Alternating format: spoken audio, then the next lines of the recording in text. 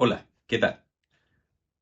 Bienvenidos a esta conversación sobre ciencia ficción, libros y todas estas cosas. En este episodio quiero conversar sobre un tema muy interesante relacionado con el autor más importante de la ciencia ficción, que es Isaac Asimov. Y en esta versión quiero conversar sobre esta película que fue muy famosa hace algún tiempo, que se llama Yo, Robot. Conversemos entonces sobre Asimov y Yo Robot. Originalmente, Yo Robot fue un libro que era una recopilación de cuentos de robots. Esto estamos hablando de los años 50. Y esto fue publicado por Asimov y tuvo mucho éxito. Muchos años después, ya pasados los 2000, se hizo esta película, Yo Robot, que quizás muchos de ustedes vieron, protagonizada por Will Smith, en que toma este mismo título, Yo Robot. Sin embargo, esta película tiene algo que vale la pena mencionar. Es bien entretenida. La verdad que tenemos que decir que la película, ¿cierto? Tiene su entretención, tiene su trama, qué sé yo, te mete en el tema, hace la pega que tiene que hacer. Sin embargo, esa película de alguna forma traiciona el concepto de robot que ideó Asimov y que siempre llevó a cabo en sus cuentos. Él siempre cumplió con ese concepto de robot que ideó originalmente.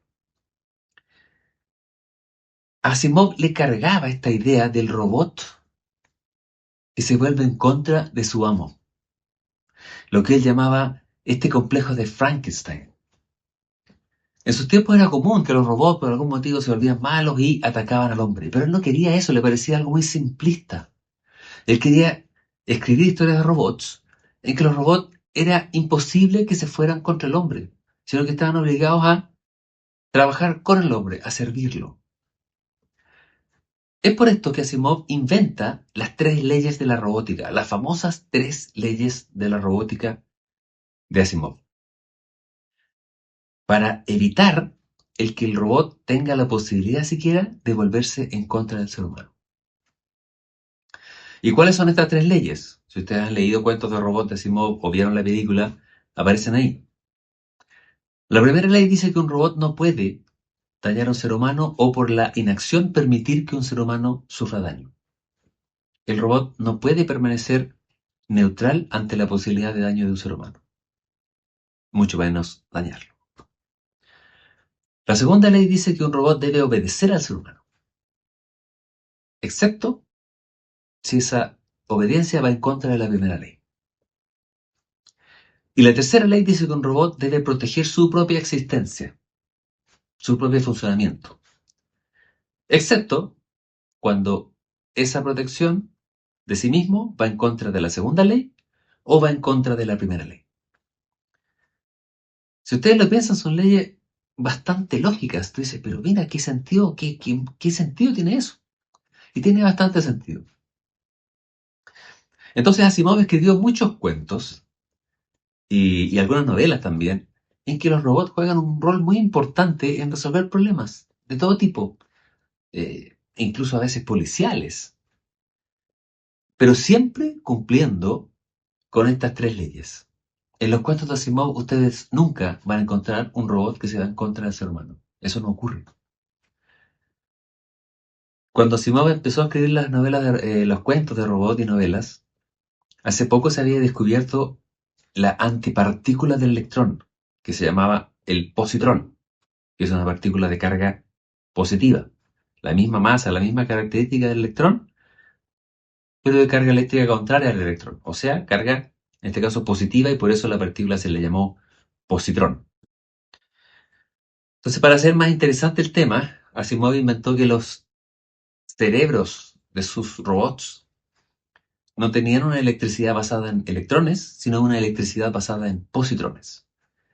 Entonces ahí se hablaba del cerebro positrónico de un robot.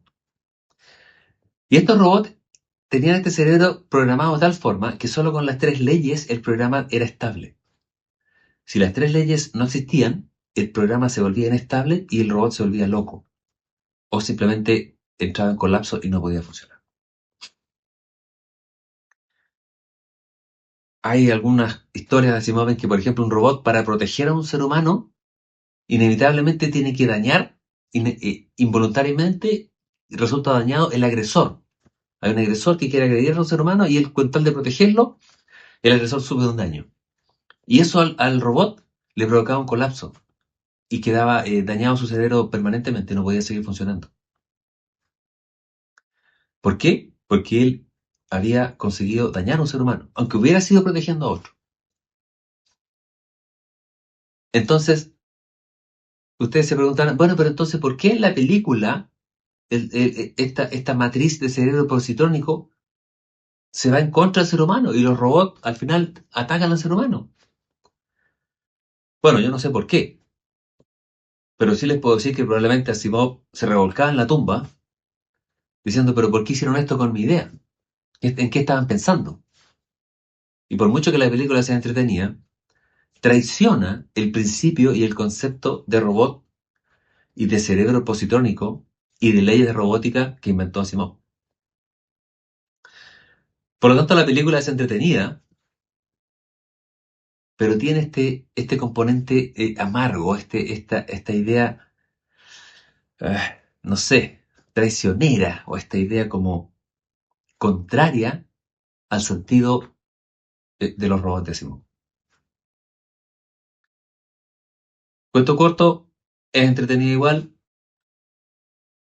pero no está en relación con lo que Asimov escribía. En la película, además, bueno, nunca las películas son 100% fiel a las novelas o a los cuentos en los que se basan. En la película hay guiños a distintos cuentos de robot, ¿no? Hay un cuento que se llama Pequeño Robot Perdido, en que un robot se pierde y hay que hacer entrevistas para encontrarlo. Ese guiño aparece en la película.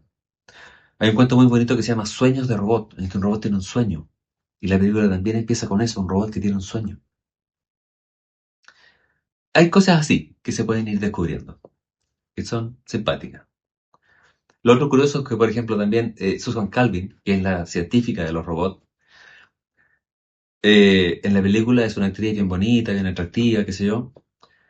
En los cuentos de las novelas no es así. Susan Calvin es una vieja fea, amargada, que nunca se casó, nunca tuvo pareja, solo estuvo dedicada a los robots. Y así muchas cosas. Así que, desde mi parte, les recomiendo los cuentos de robots de Isaac Asimov, las novelas relacionadas con robots, que iremos hablando de ellas poco a poco en estos capítulos. Pero hay muchas recopilaciones de cuentos de Asimov, que son muy buenos. En esta pasada yo les puedo recomendar dos excelentes. Sueños de Robot, que es una recopilación de cuentos muy grande, y otro que se llama Visiones de Robot. Esos dos recopilaciones son recopilaciones hermanas y son espectaculares. Casi todos sus cuentos son de robots, en el que pueden ver ustedes cómo Asimov se las arreglaba para escribir historias extremadamente interesantes e imaginativas, pero siempre cumpliendo con las 3 leyes, y nunca verán a un robot Asimov rebelarse contra el ser humano. Bueno, así que esa es la reflexión del día de hoy. Los espero en el próximo capítulo y que lo pasen muy bien. Chao. Hola. ¿Te interesa la ciencia ficción y la fantasía? Te quiero recomendar mi libro Seguridad Viral, que está disponible en Mantícora Ediciones y también en Boca Libre. Es un libro con 6 cuentos de ciencia ficción y fantasía, 6 relatos, 6 historias, 6 desarrollos, 6 finales, 6 conclusiones, 6 veces más entretención. Te lo recomiendo y búscalo en Mantícora Ediciones y en Boca Libre. Nos vemos. Chao.